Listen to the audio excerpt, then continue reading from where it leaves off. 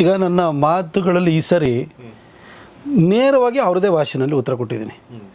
ಯಾಕೆಂತಂದರೆ ಒಂದು ಕೆನ್ನೆಗೆ ಹೊಡೆದ್ರೆ ಇನ್ನೊಂದು ಕೆನ್ನೆಗೆ ತೋರಿಸು ಅಂತೇಳಿ ಹೇಳೋದಕ್ಕೆ ನಾನು ಜೀಸಸ್ ಕ್ರೈಸ್ಟ್ ಅಲ್ಲ. ಜೀಸಸ್ ಕ್ರೈಸ್ಟನ್ನ ಮಾತನ್ನೇ ಪುನರಾವರ್ತನೆ ಮಾಡಲಿಕ್ಕೆ ನಾನು ಮಹಾತ್ಮ ಗಾಂಧಿಯೂ ಅಲ್ಲ.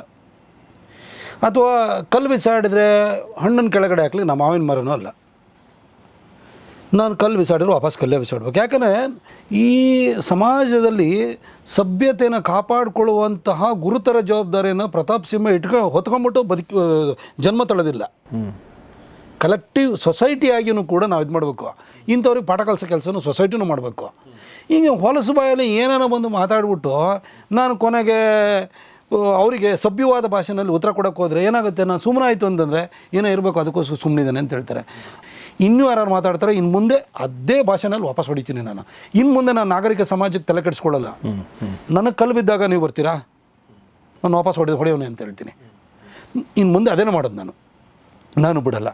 ಆದರೆ ಯಾರೇ ತೀಕ್ಷ್ಣವಾದ ಟೀಕೆಯನ್ನು ಅತ್ಯಂತ ಸಭ್ಯವಾದ ಭಾಷೆಯಲ್ಲಿ ಮಾಡೋದಕ್ಕೆ ಅವಕಾಶವಿದೆ. ಅದನ್ನು ಮಾಡಲಿ, ನನಗೇನು ಬೇಸರ ಇಲ್ಲ.